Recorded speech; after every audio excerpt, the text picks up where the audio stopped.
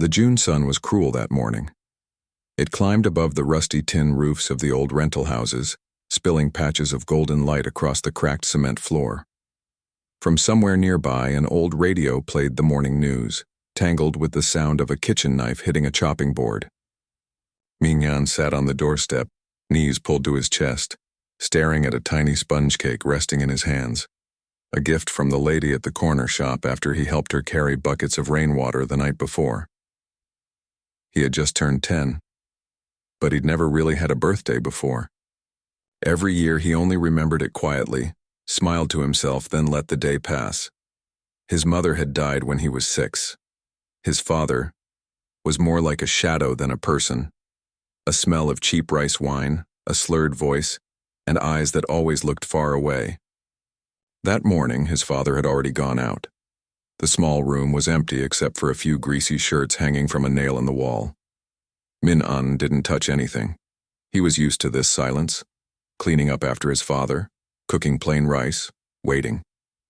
The air in the room was heavy with the smell of dampness and dust.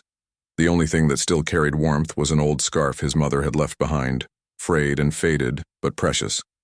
From his pocket, he took out a rusty coin. It was the only treasure he owned, a keepsake from his mother. Whenever he felt scared or hungry, he would grip it tightly, pretending her warmth still lingered in his palm. By noon, the heat shimmered off the concrete floor. His father still hadn't come home. Hungry and dizzy, Min-an wandered toward the market, hoping to find some odd jobs.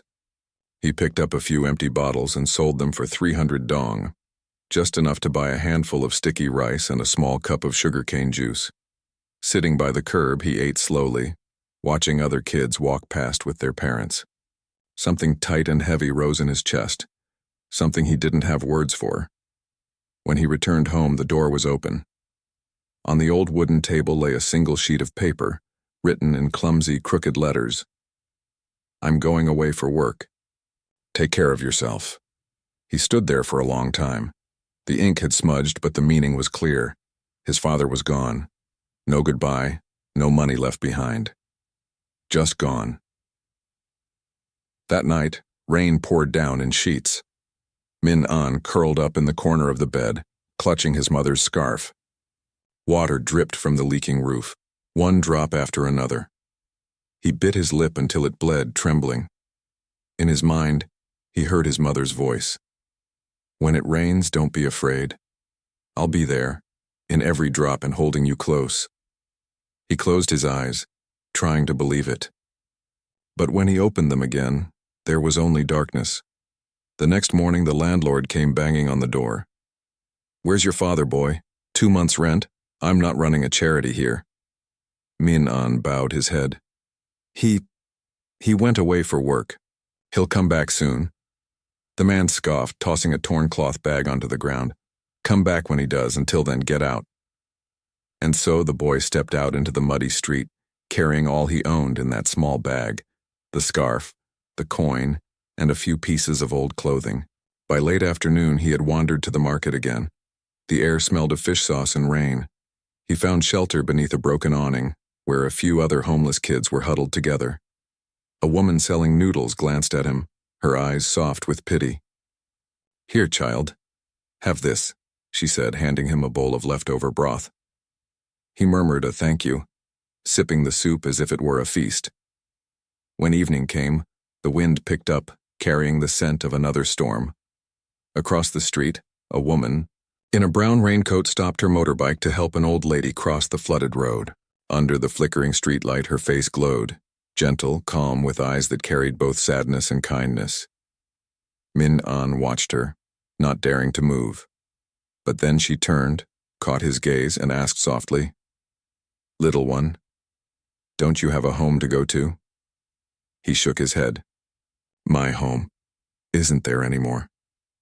She looked at him for a long moment, then said quietly, "Come with me. Don't be afraid. It's going to rain again." Min-an hesitated, then nodded. Under the warm glow of the streetlight, the woman smiled. Her name was Ngochlan, and that night, without knowing it, Min-an's life began again. If this story touched you, Follow and stay with us for the next chapter. Subscribe to The Memory Keepers, where stories of the heart are never forgotten. The rain drummed endlessly on the tin roof, whispering through the bamboo grove outside. The small house sat at the end of a narrow alley, away from the noise of the market. When Ngaklan led Minan inside, the smell of damp wood and herbal medicine filled the air, strange and faintly comforting. "Come in, child. You're soaking wet." Her voice was gentle but firm. Minan hesitated, stepping onto the cold cement floor, her torn sandals squelching softly. The dim glow of an oil lamp cast long shadows on the walls. A white cat curled on a wooden chair, flicking its tail lazily. Ngaklan handed her a towel, then brought out an old set of clothes. "These belong to my son. They might still fit you." Minan accepted them with trembling hands. The fabric was worn but smelled faintly of soap. Clean, familiar, human. For the first time in years, she felt warmth that wasn't from the sun or a street fire. Ngaklan returned with a small bowl of rice porridge sprinkled with sesame salt. "Eat. It's easier to think when your stomach isn't empty." Minan took slow bites. The porridge was thin and a little cold, but it filled her chest with something soft, something like safety. Ngaklan sat opposite, watching quietly. Her eyes were deep, carrying both kindness and an ache that no words could hide. "Ma'am, why did you help me?" the girl asked shyly. Ngaklan smiled faintly. "When you've walked through a storm and you see someone else drenched and lost, you give them shelter. Someone once did that for me long ago." Minan nodded, too young to understand, but old enough to feel the weight in her tone. Outside, the rain went on falling, but the world inside that house felt different. Warmer, slower, alive. That night, she slept on a bamboo bed in a small room near the kitchen. The sound of the rain tapped gently on the roof. The cat purred somewhere nearby. She lay still, clutching a worn coin in her pocket. "Mom, maybe you can hear this rain too, wherever you are," she whispered to herself before sleep claimed her. Morning came quietly. Sunlight filtered through the old wooden shutters, carrying the scent of ginger and hot porridge. Ngaklan was already awake, watering plants by the door. Her hair was tied up neatly, her hands steady and practiced. "You're up," she said with a small smile. "Come, breakfast is ready." Minan sat down at the table. Beside the bowl of porridge was a cup of warm soy milk. She stared at it for a long moment. No one had ever prepared breakfast for her before. After eating, Ngaklan handed her a broom and showed her how to sweep the floor, water the plants, wipe the table. Ming-an moved awkwardly, spilling water here and there. Ngaklan only chuckled. "It takes time to learn. I wasn't born knowing either." The girl looked down, cheeks burning, but in her heart a small spark of pride began to glow. The house was poor but full of life. Every corner bore traces of care. Jars of homemade pickles, flower pots by the window, an old radio murmuring stories from the night before. Ngaklan was known in the neighborhood as a herbal healer. People said her husband had died young and her only son had left years ago, never to return. Perhaps that was why her eyes carried a sorrow that lingered even when she smiled. By dusk, she called Min-an over. "If you've nowhere else to go," she said, "you can stay here. There's an empty room by the porch and enough space for you and the cat." Min-an looked startled. "But I'm not family." Ngaklan placed a hand on her shoulder. Her voice softened. "Family isn't always about blood, child. It's about who stays when the rain comes." Those words struck something deep within Min-an. A place that could be home. She had never thought she'd hear those words again. That night, the rain returned. Ngaklan sat at the table, grinding herbs with a stone mortar. Min-an sat beside her, listening to the rhythmic sound echo through the house. "My son," Ngaklan said suddenly, "used to love the sound of rain. He said it helps people remember what they've tried to forget." Min-an asked softly, "And where is he now?" Ngaklan paused for a long time before answering. "Far away. I don't know when he'll be back." The rain grew heavier, filling the silence between them.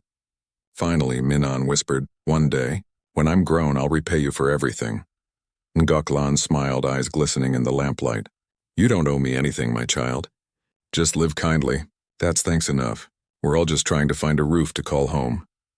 Outside, the rain fell on the tin roof in steady rhythm, but somehow it no longer sounded cold. The days drifted by slowly, like a quiet lake untouched by wind. The rain came and went, as if the whole world around that little house only knew two seasons, a pale sunlight and endless rain. Min An had begun to grow used to the rhythm of life there. In the mornings, she swept the yard, hung the laundry, picked vegetables. In the afternoons, Mrs. Lan taught her to recognize the scents of herbs: mugwort bitter and sharp, perilla leaf strong and spicy, licorice sweet like a hidden smile. Ming An remembered every detail with quiet care, afraid that if she forgot even once this warm, fragile world might disappear. Mrs. Lan didn't talk much, but when she smiled, the corners of her eyes curved like faded lines of a forgotten poem. Some nights after their work was done, she sat by the porch, watching the rain slide down banana leaves while Min An sat nearby, holding an old wooden guitar the old woman had found in the attic. "Grandma Lan, who used to play this guitar?" "My son," she answered softly, her voice distant. "He loved music once, but stopped halfway. Maybe he's forgotten its sound by now." Min An said nothing. The rain and the out-of-tune strings blended into a melody that sounded like something remembered from a dream. That night, Mrs. Lan told her that she had once been a literature teacher. After the war, she lost her husband, and one day her only son left home after a bitter quarrel. "People call me the herb lady," she said with a quiet smile, "but truthfully, I've just been trying to heal myself." Min An's chest tightened. She understood loss, the silence that follows love, the hollow space that no one else can fill. That year, the rainy season stretched longer than usual. The sky stayed heavy and the stream behind the house rose high with muddy water. On afternoons when thunder rolled in the distance, Min An often ran out to the porch catching raindrops in her small hands. "Grandma, do you think this rain reaches the place where my mother is?" Mrs. Lan placed a gentle hand on her head. "Yes, child. Rain travels everywhere. Maybe your mother is listening to the same rain right now." Those words trembled through her heart. For the first time in years, Min An cried. Not from pain, but from remembering. Mrs. Lan said nothing, only pulled her close. The rain outside kept falling like a lullaby meant for two lonely souls learning to breathe together again. From that day on, whenever it rained, Min An would sit by Mrs. Lan's side to learn how to write. She scrawled crooked letters across a worn piece of paper. Rain, home, mother, grandma. Mrs. Lan chuckled softly. "Words are like people," she said. "If you care for them long enough, they'll find their shape." Then one afternoon in August, the sun finally returned. For the first time in weeks, light streamed through the wooden shutters, touching the small hands grinding herbs in a stone mortar. The air smelled of dry leaves and incense. Mrs. Lan looked at Min An, her eyes full of warmth, and a hint of something like fear. "One day when you grow up, you'll leave this place," she said.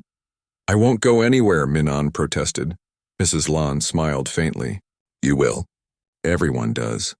But when you go, remember, and if it ever rains, listen closely. You'll hear this roof again, and maybe you'll remember who you are." The girl didn't understand fully, but her heart stirred with a quiet ache. The kind you can't name, only feel. Outside, the sky turned blue again. The storm had passed, but raindrops still clung to the banana leaves, glittering in the sunlight like tiny memories refusing to fade. That evening, Mrs. Lan opened a small wooden box. Inside was an old photograph, a young woman holding a baby boy, both smiling under the sun. "Here," she said. "He was about your age back then." Min An stared at the photo for a long time. "Where is he now?" Mrs. Lan didn't answer right away.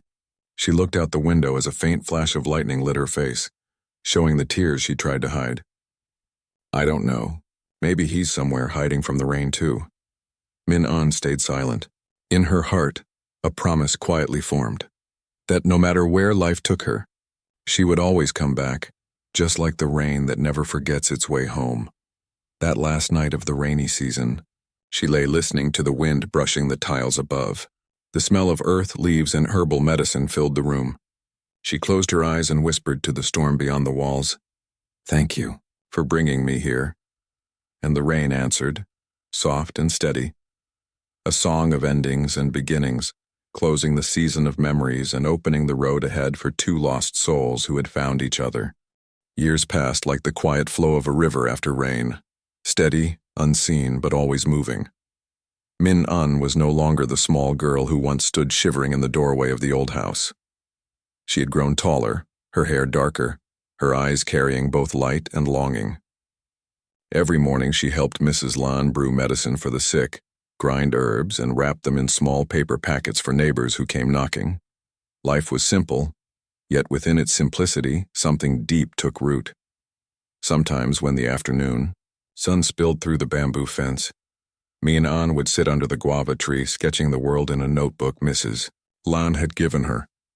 She drew the house, the cat, the jars of dried herbs, and the lines on Mrs. Lan's face, each one like a road that led somewhere she didn't yet understand. One day as the summer rain began to fall, Mrs. Lan handed her a small envelope. Inside was a letter written in trembling ink. "It's for you," she said. "You've finished school. It's time to see more of the world." Min An's hands shook as she unfolded the paper. It was an acceptance letter from a scholarship fund, arranged quietly by Mrs. Lan through an old friend. The city awaited her, full of things she had never seen or dared to imagine. "But I can't leave you," Min An whispered. "Who will take care of you?" Mrs. Lan smiled, the kind of smile that hides both pride and pain. "You've already taken care of me, child, more than you know. This house has heard your laughter. It's alive again because of you." Min An looked down, tears welling in her eyes. Outside, the rain kept falling, the same rhythm that had once saved her life, now urging her to move forward. "Wherever you go," Mrs. Lan continued, "remember this. The world is vast, but kindness is what makes it feel small. Carry that with you. Always." That night, they ate together by lamplight. The air smelled of lemongrass and soup, and the sound of rain on the roof was gentler than ever. The white cat lay curled beside the fire, purring softly. Mrs. Lan told stories of her youth, how she once dreamed of seeing the ocean, how her husband used to call her the keeper of quiet hearts. Min An listened, afraid to blink, as if the old woman's voice might fade if she looked away. When the rain stopped, the night was so still that even the crickets seemed to listen. "Promise me," Mrs. Lan said finally, her hand covering Min An's, "that you'll come back. Not for me, but for the rain, for the girl who once found shelter here." "I promise," Min An said, and she meant it, every word. The next morning the sun rose behind the bamboo grove, painting the sky a soft gold. Min An packed her few belongings, a notebook, a set of pencils, a photo of the house, and the wooden guitar that once belonged to Mrs. Lan's son. Before leaving, she turned one last time to look at the old porch. Mrs. Lan stood there, a thin figure against the light, her hands clasped in front of her chest. "Go, child," she said gently. "The rain will find its way back, and so will you." Min An walked down the dirt path, her feet leaving small prints in the damp soil. The world beyond the alley was bright and wide, filled with promise and uncertainty.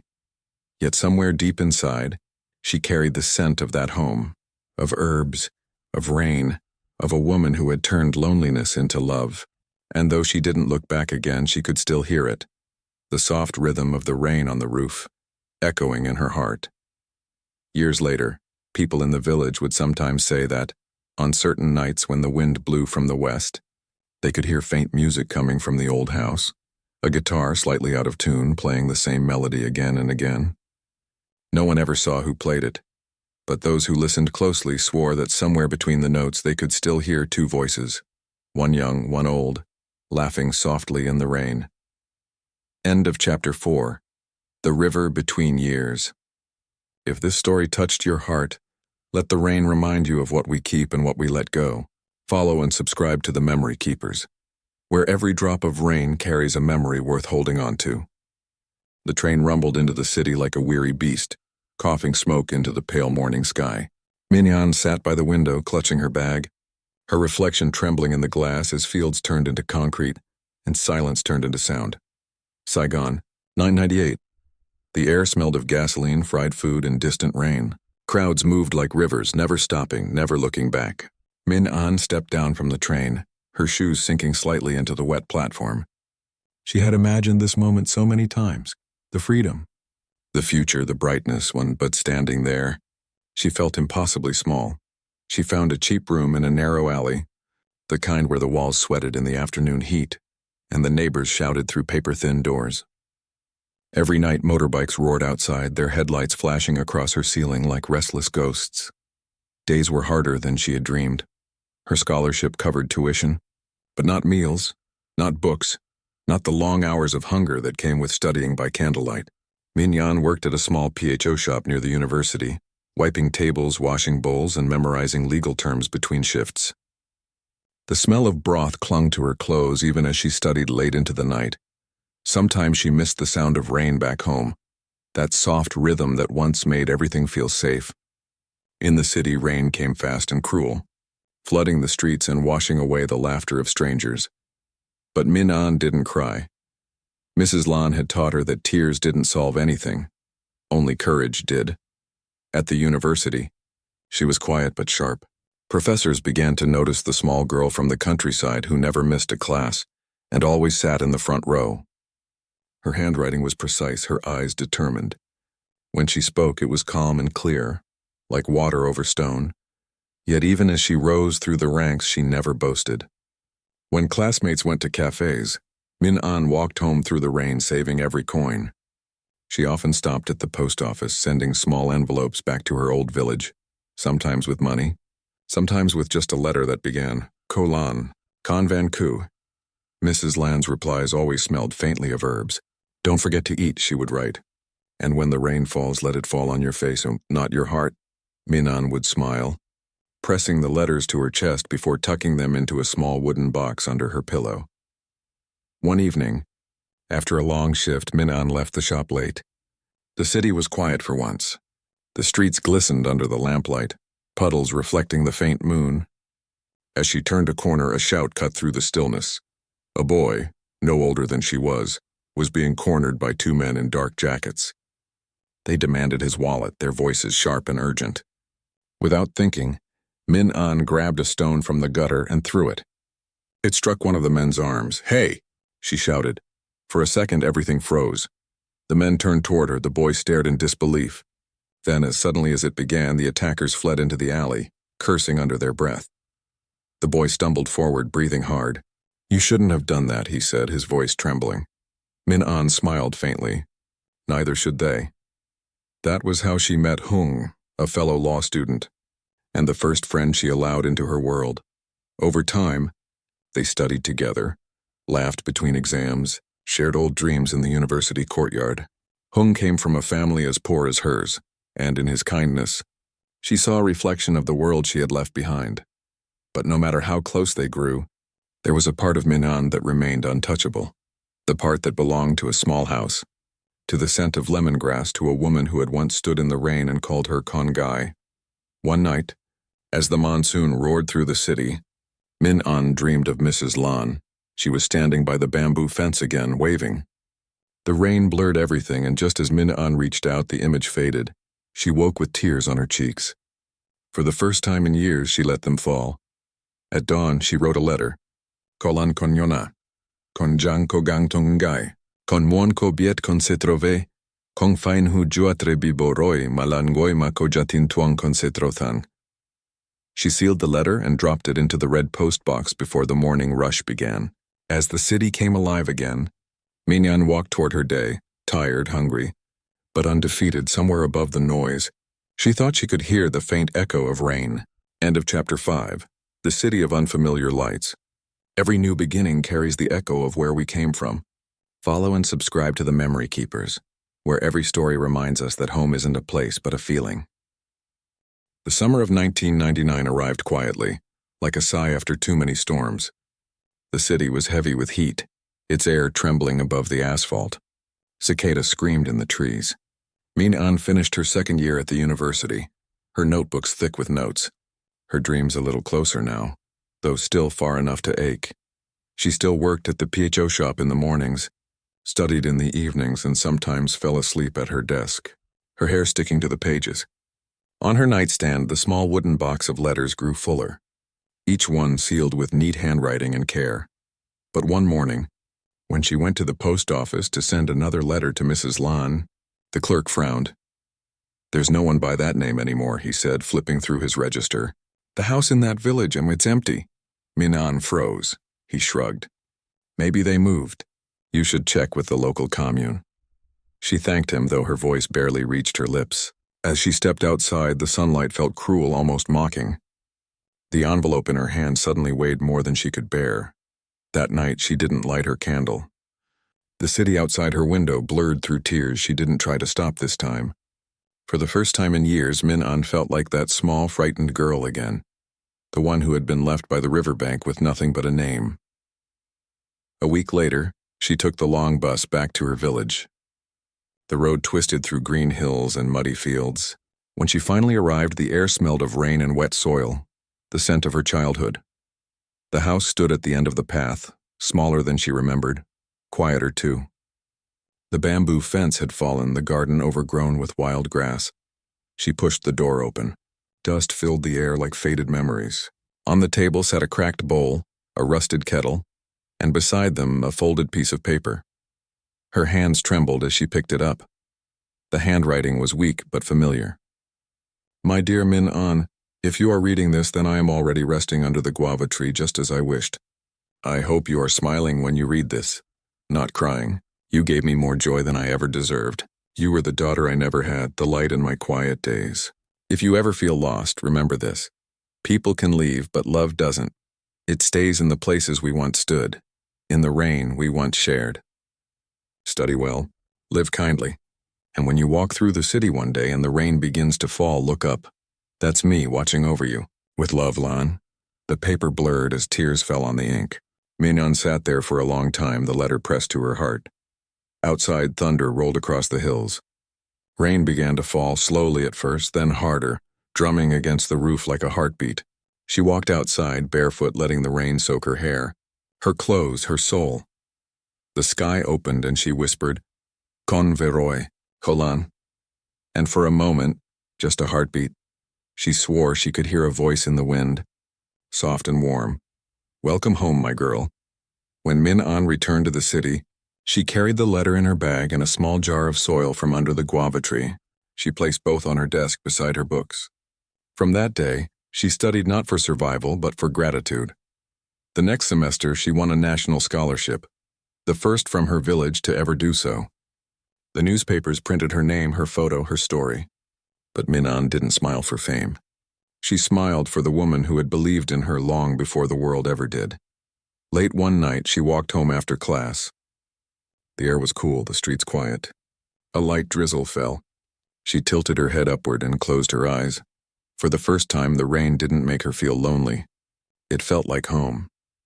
End of chapter 6. The letter that never reached home. Some letters travel farther than we ever will. Some love never leaves at all. Follow and subscribe to the Memory Keepers, where every story reminds us that even loss can bloom into light. Chapter 7. The man in the raincoat. Autumn crept into the city without warning. The golden leaves clung to trees as if afraid to fall, and the air smelled faintly of roasted chestnuts and memory. Min-an now spent her days between the library and the newsroom. Her scholarship had brought her not only tuition but a part-time job as an assistant writer for the university journal. Her story, The Orphan Who Rose, from a village hut to win the national scholarship, had been printed in a local paper. At first she hadn't wanted it published, but her professor insisted, saying, "People need hope, Min-an. You are that hope." The article spread farther than anyone expected. Strangers sent her letters of encouragement, sometimes money, sometimes just words like, "You remind me of my daughter." She smiled at each one, but inside, she still missed the woman who could never read her own handwriting again. One afternoon, as the rain began to fall, Min-an walked out of the newsroom with her umbrella half open. The streets were crowded with bicycles, students, and the smell of wet earth. She was about to cross the road when she noticed a man standing across the street, tall, wearing an old brown raincoat, a hat pulled low. He was holding a folded newspaper, staring directly at her. Something about his stillness made her pause. He didn't move, didn't speak, just watched. The newspaper in his hand fluttered slightly in the wind, and she saw her own face printed on it. Their eyes met for only a second before the crowd swallowed him. That night, Min-an couldn't sleep. The image of the man haunted her, his expression unreadable, his gaze too steady to be random. She tried to shake it off, convincing herself it was nothing, but the next few days she saw him again at the bus stop, at the market, once even outside her classroom window, always silent, always watching. Her friend Hien noticed her growing unease. Maybe he's just curious. You're kind of famous now. Min-an forced a laugh, but her stomach twisted. Fame was never what she wanted, and this attention didn't feel like admiration. It felt like a shadow following too close. One evening after work, she decided to confront him. The rain was steady, soft as a whisper. She waited at the corner of the street where he usually appeared. Hours passed. The lamps flickered, and then, there he was. "Why are you following me?" she asked, her voice trembling despite her attempt to sound calm. The man hesitated. Then slowly he removed his hat. His face was older than she expected. Tired eyes, gray stubble, a scar along his jaw. "I'm not here to harm you," he said softly. "I've been looking for you." "For me? Why?" He reached into his coat and pulled out a small weathered envelope. The edges were frayed, the ink nearly gone. On it her name, Min-an, written in a shaky hand. "I found this," he continued, "in a box of old belongings left at a shelter near the river." There was a photo inside, a woman holding a baby wrapped in a yellow blanket. Her heart stopped. "Who are you?" He looked down for a moment, then met her eyes. "My name is Hui. I was the driver who found you that night 20 years ago by the riverbank." The world seemed to tilt. Rain blurred her vision, though she wasn't sure if it was from the sky or her own tears. You found me?" He nodded. "I was a young man then. I wanted to take you to the police, but before I could, that woman came. The one named Lan. She begged me to let her take you, said she would care for you like her own." Min-an's breath caught in her throat. The memories, the warmth, the kindness, the lullabies all rushed back, flooding her chest until she could hardly speak. "She kept her promise," Min-an whispered. "She gave me everything." Hui nodded again, his eyes glistening under the streetlight. "I know. I read your story in the paper. That's why I came. There's something else, something you should see." He opened the envelope and handed her the photograph. The colors had faded, but she recognized the shape of the guava tree in the background, and in the woman's arms. A baby with a yellow blanket. The woman's face was young, beautiful and heartbreakingly familiar. "Who is she?" Min-an asked, though deep down a part of her already knew. Hui's voice was barely above a whisper. "Your mother." The rain fell harder, the world shrinking into sound and light. Min-an held the photo close, her fingers trembling. So many nights she had imagined her mother's face, and now it looked back at her, fragile and real. "I don't know why she left you," Hui said quietly, "but I think maybe she didn't have a choice." Min-an looked at the photograph again, and for the first time, instead of anger, she felt an ache that was softer, almost forgiving. "Thank you," she said, her voice breaking. He nodded, put his hat back on, and stepped into the rain. "Wait," she called, but he was already gone, disappearing into the misty streets like a ghost who had finished his purpose. She stood there for a long time, clutching the photograph. Then she whispered into the rain, "Maybe love never leaves. It just changes faces." And the rain kept falling, like memory itself, endless and kind. End of Chapter 7. The Man in the Raincoat. Sometimes the past finds us when we stop looking. Follow the memory keepers, where every chapter keeps a light burning for what time tries to forget. Chapter 8. The Photograph and the Truth Beneath It. For days, Min-an couldn't let go of the photograph. She carried it everywhere, tucked between the pages of her notebook, hidden behind the cover of her diary. Sometimes she took it out and stared at it under the dim light of her dorm room, tracing the faint smile of the woman holding the baby. The photo had no date, no name. Only the guava tree in the background whispered of home. Each night she found herself dreaming of voices she couldn't quite remember, lullabies, laughter, the sound of rain on bamboo. When she woke, her pillow was damp, as if the dreams themselves had melted into tears. A week later, she returned to the village once more. The bus rolled slowly through the mist-covered fields. Her hands clenched the photo as though afraid it might vanish before she arrived. The old house still stood under the guava tree. This time the silence felt gentler, as if it was waiting for her. She walked around the yard, searching for answers in every leaf, every stone. Then she noticed something strange. A small metal box, half buried near the roots of the tree. The soil was soft from rain. She knelt down, brushed away the mud, and opened it. Inside was a faded piece of fabric, yellow, like the baby blanket in the photo. Wrapped within it were a few items: a jade pendant, a ring, and an old envelope tied with a red string. Her heart pounded as she untied it. Inside were 2 letters, one written in a familiar, gentle hand, Mrs. Land's. The other, in a trembling script she had never seen before. She read Mrs. Land's first. "If she ever comes back, if she ever asks, tell her I loved her like my own. Tell her she brought me peace when the world had forgotten me, and tell her I forgave her, long before she ever left her child by the river."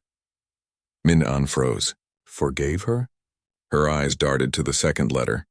It began shakily, as though every word had been written with trembling hands. "To whoever finds this, my name is Thao. I am leaving my child here tonight because I can no longer protect her. The man I trusted has turned cruel, and I fear for both our lives. Please, if you find her, tell her one day that her mother loved her more than her own breath.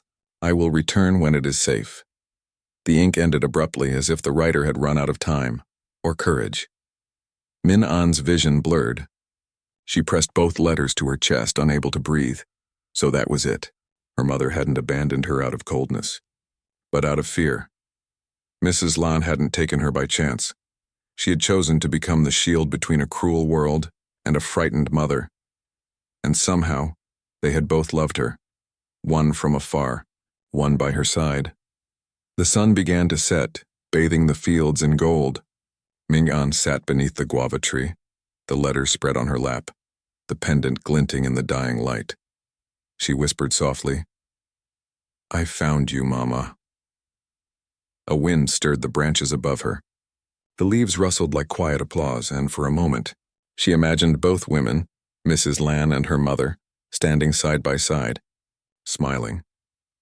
That night, before returning to the city, she placed the jade pendant around her neck. It was warm, as if it had been waiting all those years just for her. In the following days, Min-an began to write again. Not assignments or reports, but memories. Her first story was titled "The Tree That Waited."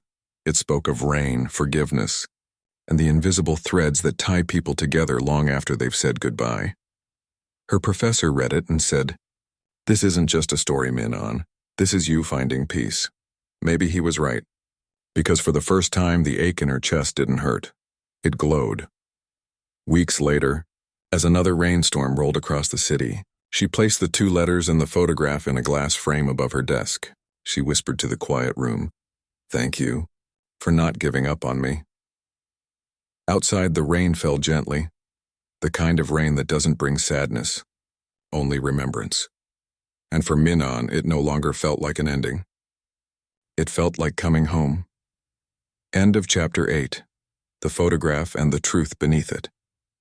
Some truths are buried not to be forgotten, but to be found at the right time. Follow the memory keepers, where every drop of rain holds a memory worth keeping. Chapter 9. Echoes in the Newspaper. The morning after the rain, the city felt strangely alive. The streets glittered with puddles, the air smelled of wet dust and jasmine. Min-an sat by her window sipping coffee, the pendant resting against her collarbone. The framed photograph and letters above her desk seemed to glow in the soft light. She had been writing all night, pages and pages of memories, emotions, the kind of truths that no news article had ever told. When she finally sent her short story, "The Tree That Waited," to a local literary magazine, she expected nothing. 2 weeks later, her story was published. It was a small column, printed on the last page of Thanh Phong Weekly, but it spread like wildfire. People wrote letters again, this time not to a scholarship student, but to the girl whose words made them cry. Readers called it a lullaby for those who were left behind. One afternoon, while Min-an was organizing her notes in the newsroom, her editor waved a newspaper. "Min-an, you've got a visitor." She turned. A woman stood in the doorway. Early 40s, short hair, kind eyes behind glasses. She introduced herself with a calm, professional tone. "Hi, my name is Ha Lin. I'm a journalist with Saigon Chronicle. I read your story, Min-an smiled politely. Thank you. I didn't think anyone outside our small circle would notice. Ha-Lin shook her head. You don't understand. Your story has touched people, and I think there's more to it than just fiction, isn't there? Min-an hesitated. The woman's gaze was too perceptive, too knowing. Finally, she nodded. It's true. Every word. Ha-Lin's expression softened. Then you should know, and I think I've seen your mother's name before. The room fell silent. Min-an's pulse quickened. What do you mean? Ha-Lin took a folder from her bag and opened it. Inside were photocopied pages from old archives, faded police records, newspaper clippings, and a black and white photo of a young woman being led away by two officers. The name printed underneath made Min-an's stomach twist. Nguyen Thao, involved in a factory protest, 1981. Ha-Lin explained. She was part of a workers' movement during the early reforms. They said she disappeared after the protest turned violent. But the records end there. No burial, no trial, just gone. Min-an stared at the photo. The woman's eyes were the same as hers, fierce, frightened, alive. So she wasn't just running from someone, Min-an whispered. She was running from the world. Ha-Lin nodded gently. It seems that way. If you'd like, I can help you find out what really happened. The archives in Saigon still keep some of the old case files. Min-an didn't answer right away. Part of her wanted to leave it buried, to keep her mother frozen in the image she'd finally learned to forgive. But another part of her, the one that had survived loneliness and rain, wanted to know everything. Yes, she said finally. I need to know. A week later, they boarded the early morning train to Saigon. The compartment was nearly empty. Outside the window, fields rolled by like painted silk. Ha-Lin took notes while Min-an stared at the horizon, lost in thought. What if we don't find anything? Min-an asked quietly. Then you'll still have tried, Lin said. Sometimes the trying is the healing. When they arrived, the city felt enormous, loud, alive, indifferent. The air buzzed with motorcycles, horns, and voices. But beneath the chaos, Min-an felt a strange calm, as if the city itself remembered her mother too. They spent days digging through dusty archives. Most files were missing, some pages blacked out. But on the fourth day, Lin found a name scribbled in the margin of an old report. Lan Thi Kim, local nurse witness. Min-an's heart stopped. Lan? She whispered. Mrs. Lan? The handwriting was the same delicate curve she remembered from every letter. It couldn't be coincidence. Ha-Lin looked at her. It seems your Mrs. Lan wasn't just a caretaker. She might have been there at the protest or after. Min-an's hands trembled as she reached for the page. She saved me once, she said softly. Maybe she saved my mother too. That night, Min-an stood on the balcony of their small guest house looking down at the glowing city. Somewhere below, music played from a cafe. The scent of rain hung in the air, though no clouds had yet gathered. For the first time in years, she didn't feel lost. She felt guided by letters, by chance, by the invisible kindness of those who had chosen love over safety. She whispered into the wind, Kolan, me, I'm still following your footsteps. And far away, thunder murmured over the sea. End of chapter 9. Echoes in the newspaper. Every story leaves an echo. Some lead us home. Follow the memory keepers, where each chapter uncovers a truth too tender to be forgotten. Chapter 10. The Hidden Letter. The air in Saigon was heavy that morning, a mix of humidity, exhaust fumes, and the faint sweetness of bread baking somewhere nearby. Min-an and Ha-Lin walked through a narrow alley that led to a small nursing home on the outskirts of District 3. The nameplate outside was faded. Hua Mai Care Center, founded 1982. Ha-Lin showed the receptionist the file. We're looking for someone who used to work here, a nurse named Lan Thi Kim. The old woman behind the counter frowned. Lan Thi Kim. She left a long time ago, maybe 20 years. But, she paused, looking thoughtful. We still keep some of her things. She never came back for them. She disappeared into a back room, and when she returned, she was carrying a dusty wooden box. Min-an's breath caught when she saw it. On the lid, in faded ink, were the initials LTK. Her fingers trembled as she opened it. Inside were a few small items, an old nurse's badge, a rosary, a pressed jasmine flower, and, at the bottom, a single sealed envelope, yellowed with age. Ha-Lin leaned closer. Do you want to open it? Min-an nodded, her throat tightening. She peeled the fragile paper open and unfolded the letter inside. The handwriting was unmistakable, the same looping strokes she'd seen in the letters from her mother years ago. Saigon, August 1982. To anyone who finds this, if you are reading this, it means I could not come back. My name is Nguyen Thao. I was part of a protest that went wrong. We only wanted fair wages, better hours, but when the police came, it turned into chaos. People were beaten, some taken away. I was shot in the leg trying to escape. A nurse, her name was Lan, found me hiding behind a factory wall. She took me to her home, cleaned my wound, and told me not to speak. For months, she cared for me like a sister. When the officials came looking, she hid me under the floorboards. I kept telling her I had to return to my little girl, Min-an, but she said it was too dangerous. One night, she gave me a pendant, the one shaped like a small heart. She said, "If you can't protect her, maybe this will." The last thing I remember was her face. Calm, brave, full of sorrow. If you ever find her, tell her I never forgot her kindness. And if my daughter reads this one day, know that I loved you always. By the time Min-an finished reading, her vision blurred. The words dissolved into tears that fell silently onto the fragile paper. Ha-Lin placed a gentle hand on her shoulder. She didn't abandon you, she whispered. She was trying to come back. Min-an nodded slowly, her voice barely audible. And Kolan? She never told me. She kept it all hidden, maybe to protect me. She looked again at the letter, tracing each line with her fingertip. All those years. The stories, the silence, the way Mrs. Lan always looked away when Min-an asked about her parents. It all made sense now. Lan wasn't just the woman who saved her. She was the woman who once saved her mother too.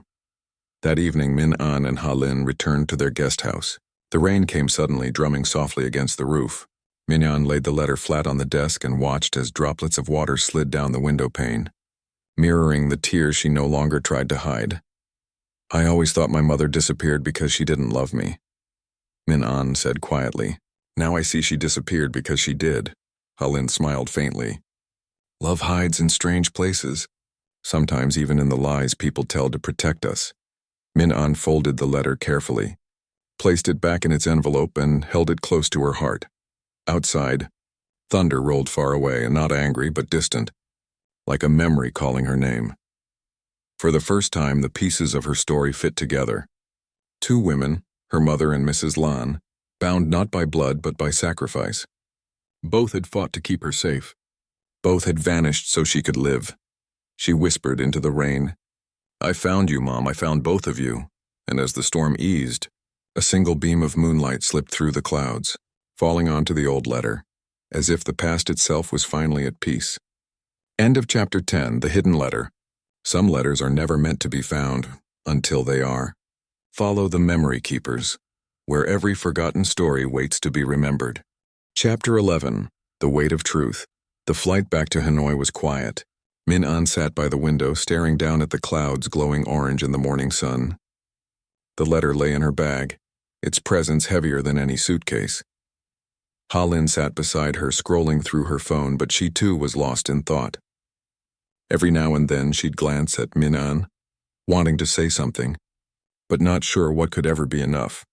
When the plane began to descend, the old city emerged below, rooftops wrapped in mist, lakes like mirrors, streets still half asleep. Min-an's chest tightened. Everything looked the same. Yet she felt as though she'd left one version of herself behind in Saigon and returned as someone else. At home, the air smelled faintly of jasmine tea. The small apartment was exactly as she'd left it. Books stacked by the window. A photo of her and Mrs. Lan on the shelf. Smiling under a paper umbrella, she sat at the table and took the letter out again. The paper had grown even more fragile, like time itself could crumble between her fingers. For a long while, she simply looked at it, at the looping letters of her mother's handwriting, at the name Lan repeated like a prayer. Then she whispered, "What do I do now?"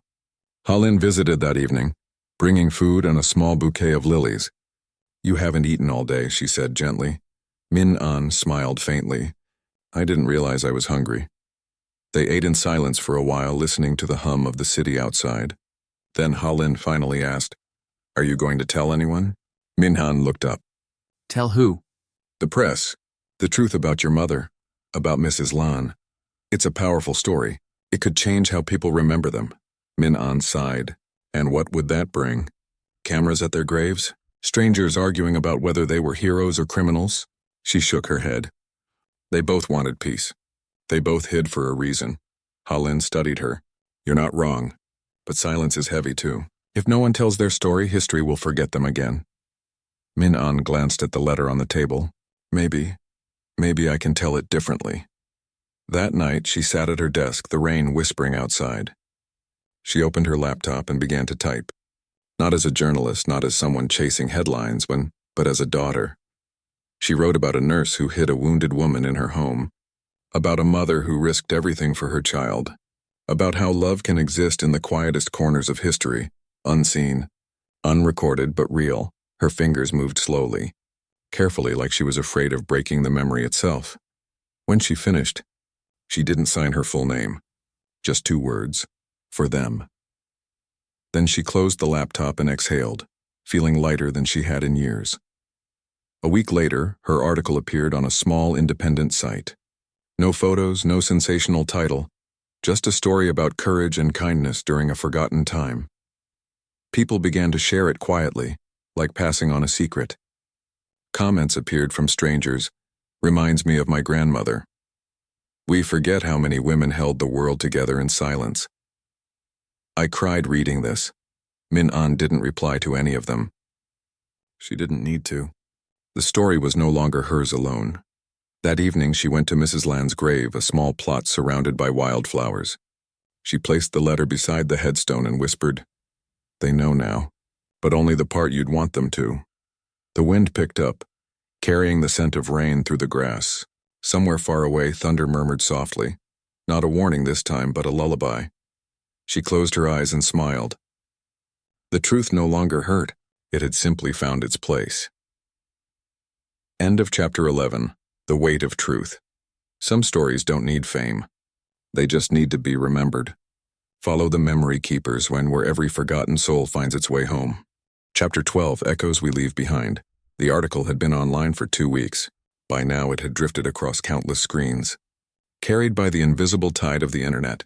Shared, reposted, whispered from one reader to another. Halin read it again that morning, though she already knew every line by heart. It wasn't just a story anymore. It was a feeling. And every time she reached the end, she could still hear Minan's voice in her head, soft, steady, like the rhythm of a memory refusing to fade.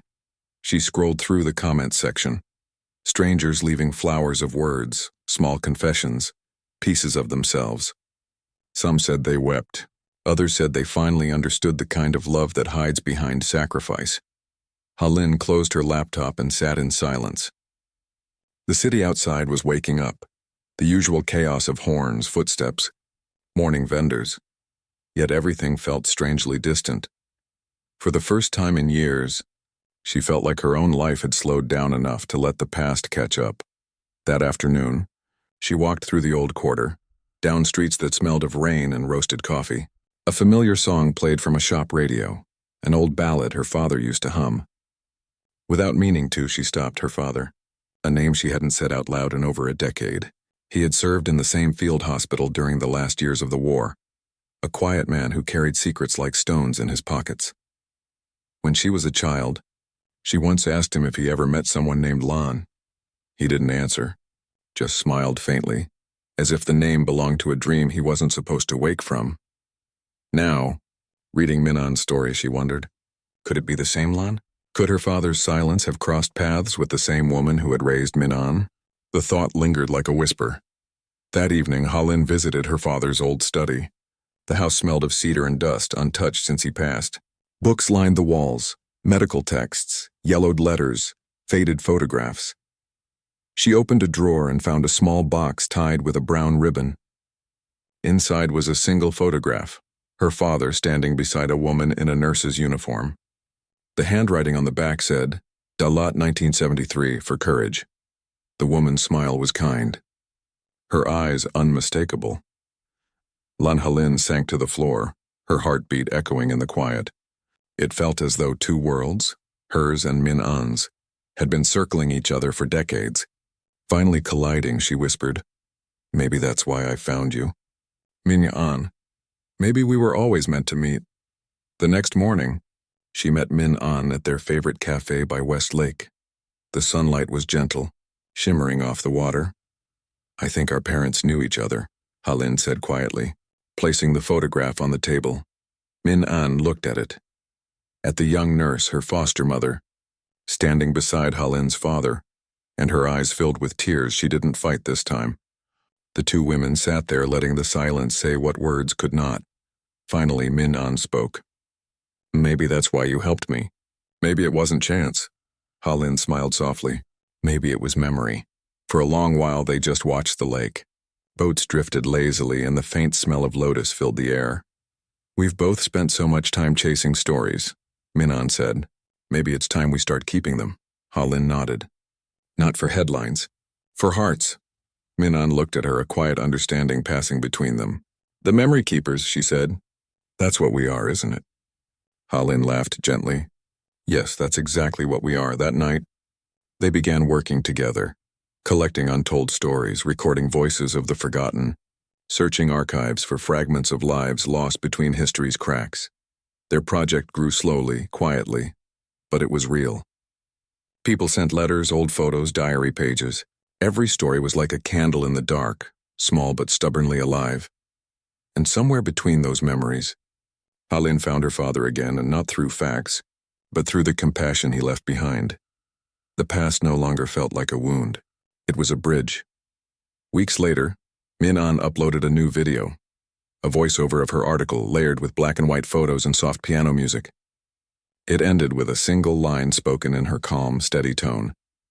"We keep their stories not because they were perfect, but because they were human." As the screen faded to black, Halin smiled. This wasn't just a story anymore. It was a beginning. End of chapter 12. Echoes we leave behind. In every forgotten name lies a heartbeat worth remembering.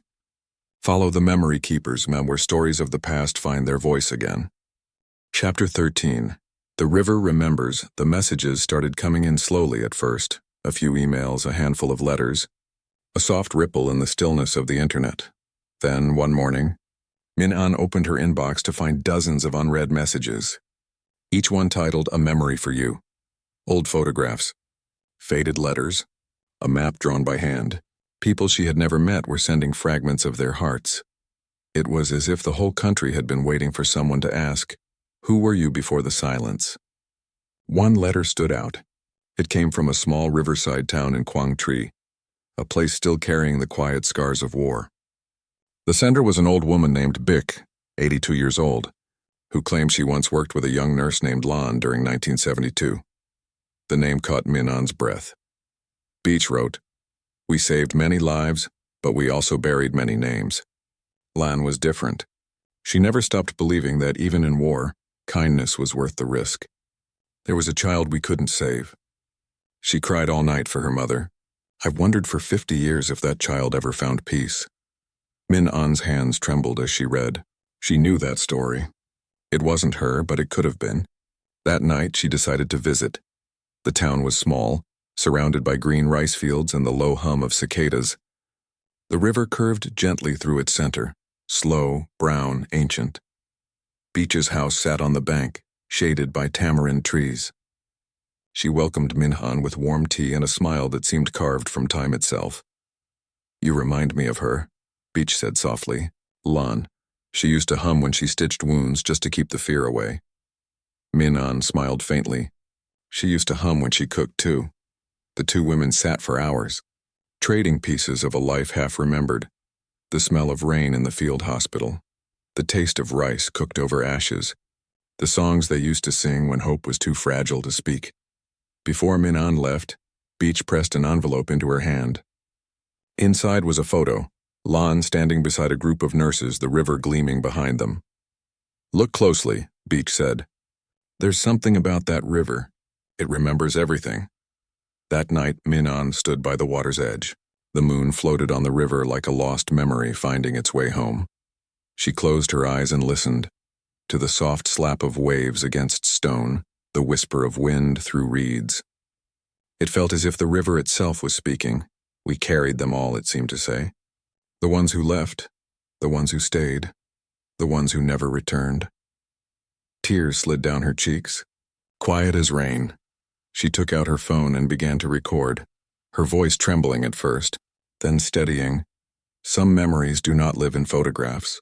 They live in rivers, in songs, in the hands of those who remember. The past does not ask for forgiveness, though only for a listener. Back in Hanoi, Ha Lin edited the footage into a short documentary titled The River Remembers. The film was simple. The sound of running water, the old woman's voice, and Min An's quiet narration. When they uploaded it, they didn't expect much. But within days, the video began to spread. Not with algorithms or ads, but through whispers. Teachers played it in classrooms. Children asked their grandparents about the war. Letters poured in from strangers who wanted to tell their own stories. Someone commented, "It feels like the river is inside us all, carrying what we cannot say." A month later, Min An returned to the riverside for a small ceremony. They placed lanterns on the water, one for every name they couldn't find, one for every memory that survived without words. As the lights drifted away, Ha Lin turned to her and said, "Do you think they know that we're still remembering them?"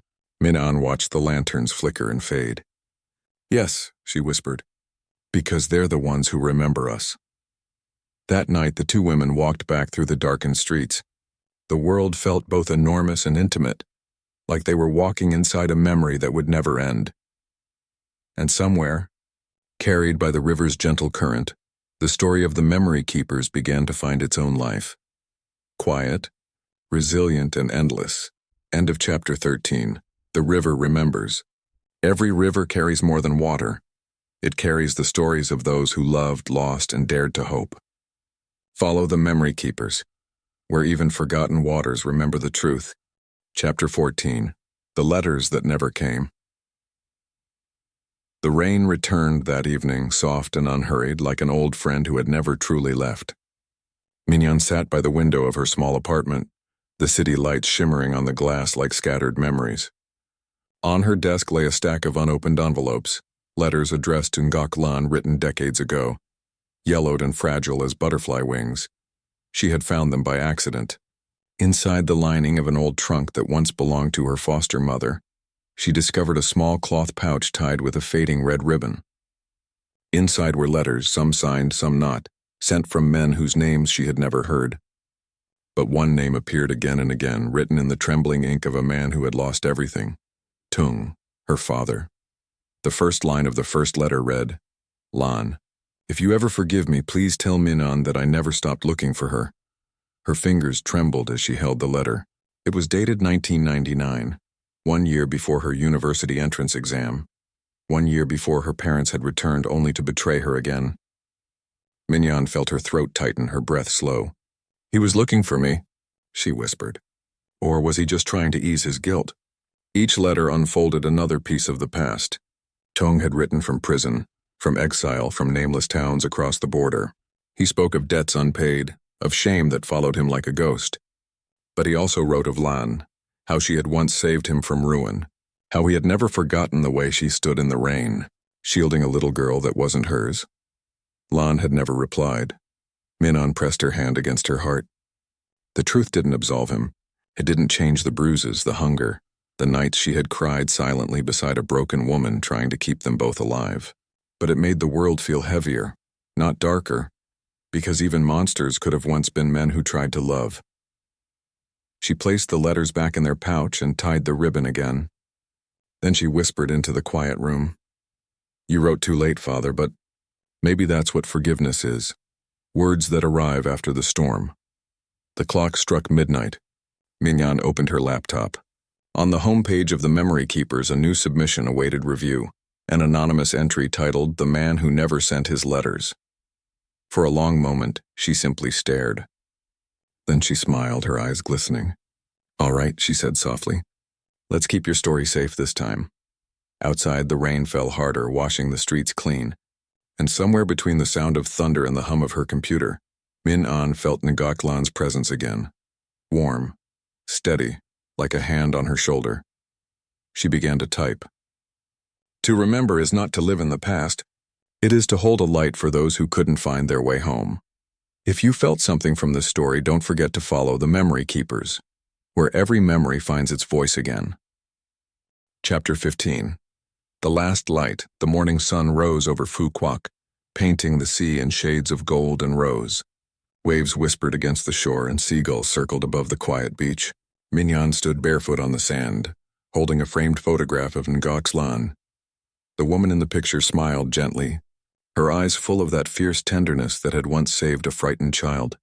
It had been a year since Lan's passing. Every morning since, Min An wrote a letter to her. Not to mourn, but to tell her how life was continuing. How Tiubao had finally built the car they once dreamed of. How the Memory Keepers had grown beyond anything she imagined, collecting thousands of untold stories from people across the country. How every letter, every memory somehow led back to one thing, love that survives time. Today, she brought Lan's ashes to the sea. She knelt down and whispered, "You once told me that the sea keeps secrets better than people. Maybe that's why I wanted to bring you here, to rest among the memories that never fade." The waves reached out, touching the edge of her dress like a farewell. Min An opened the urn and let the wind carry the ashes away. The gray dust shimmered in the sunlight, then disappeared into the horizon. For a moment the world was silent, until the breeze returned, soft and warm, brushing her hair the same way Lan used to. She smiled through her tears. "You see, Mother? I kept my promise. I found our story, and I'll keep it safe always." A small boy ran past her, chasing a kite shaped like a white bird. His laughter echoed over the sand, bright and full of life. Min An watched him go, her heart light. The world was still beautiful, still turning, still full of memories waiting to be told. Later that evening, back in her small office, Min An uploaded the final entry for the day. The title read, "The Woman Who Became the Sea." She hesitated for a second, then added a single line beneath it. "For my mother, Ngoc Lan's, who taught me that love needs no blood to be real." As she pressed publish, the sky outside darkened into a deep violet. The first stars appeared, tiny, steadfast, eternal. Mignon whispered one last time, "Every story ends, but memory. Memory keeps us alive," and in that quiet, the Memory Keepers continued to glow. A constellation of lives, shining for those who once believed they were forgotten. If this story touched your heart, please follow the Memory Keepers, where every memory finds its light.